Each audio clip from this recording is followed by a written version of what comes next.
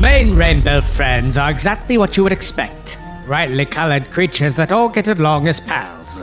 Sure, there may have been a few incidents here and there where they may have fought, but even the closest of brothers do that occasionally.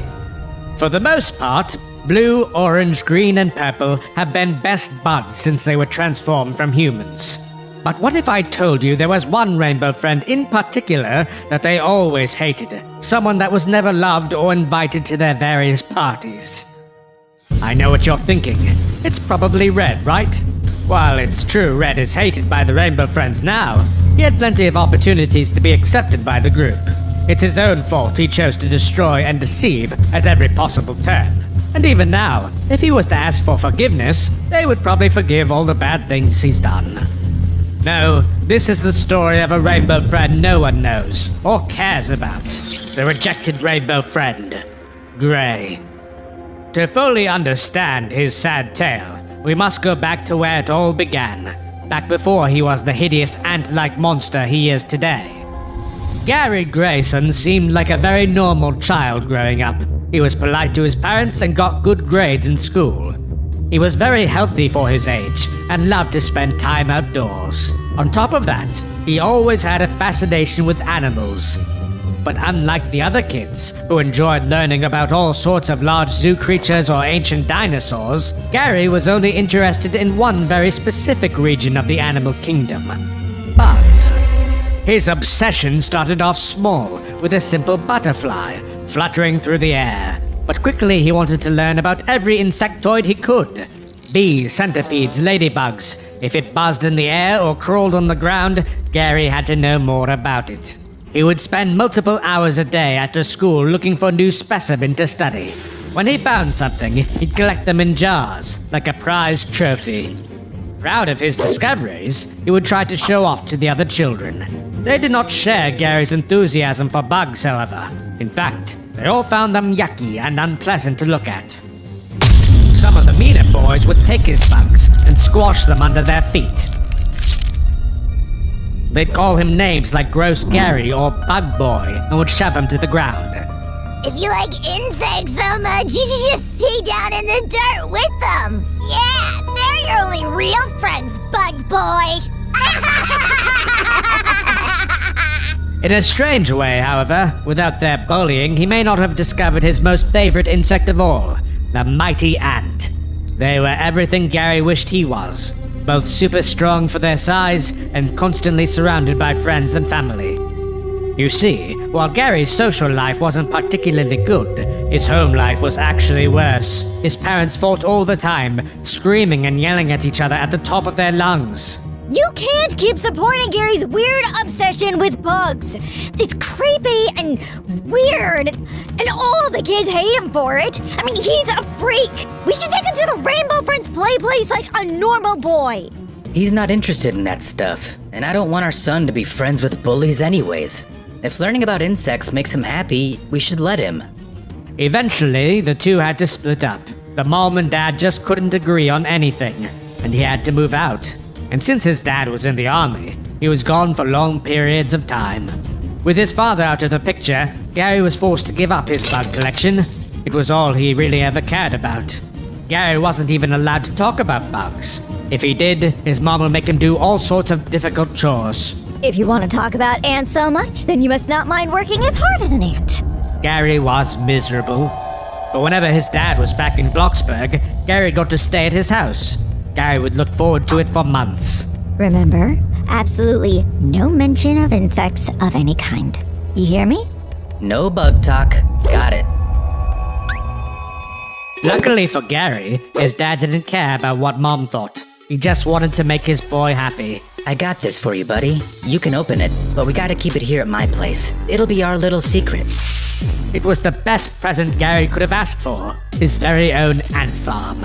Every time he was able to visit his dad, he would examine it for hours.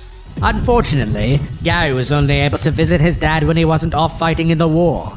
At one time, he never returned. He was the only one that was ever truly nice to Gary, the only person supportive that didn't make him feel like a loser. To make matters even worse, it meant that his mom was finally able to find the ant farm, and she was furious. I can't believe you, Gary! All these years, you've been lying to me?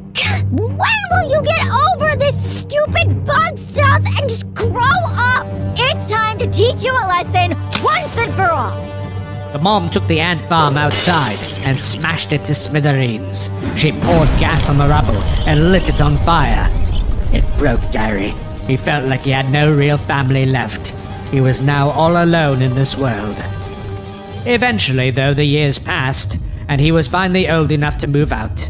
He decided, against the wishes of his mother, to pursue his passion of entomology. His good grades helped him get into one of the most prestigious colleges in all of Roblox. It was everything he could have ever dreamed of. There were bug species neatly organized all over the room, surrounded by magnifying glasses, microscopes, and other testing equipment. Gary could spend all day and night studying. Even better, he was finally around other people that shared his same love of insects. His first human friends.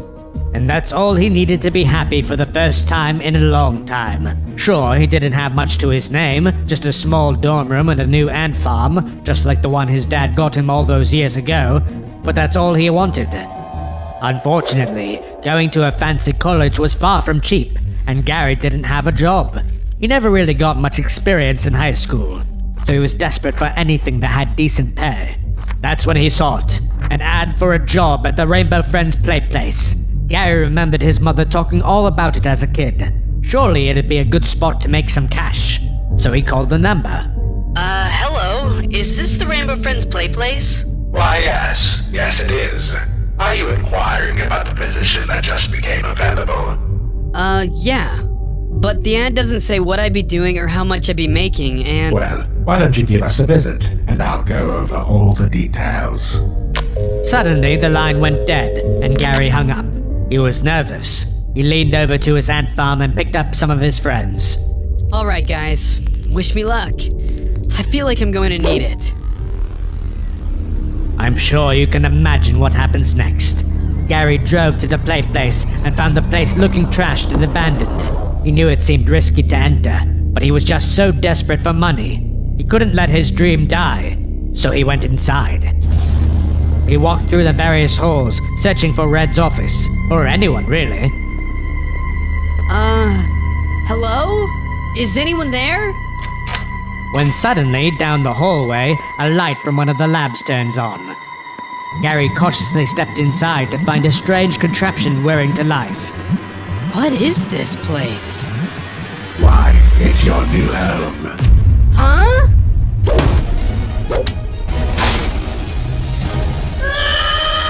But what neither Red or Gary realized was that one of Gary's ants was still on him.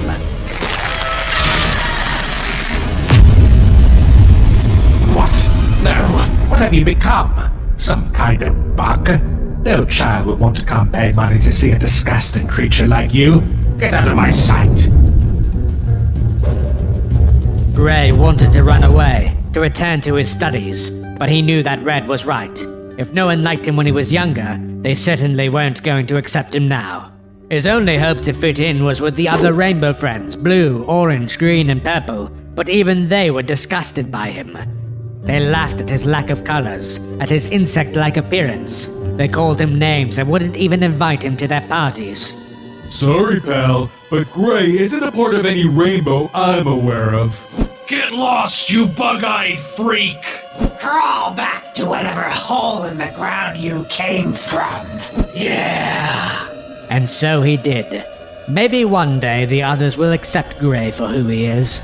They'll see that they've now become the bullies that used to pick on all of them. But until then, Gray will hide away in his tiny bunker, hidden away from everyone else as the rejected rainbow friend.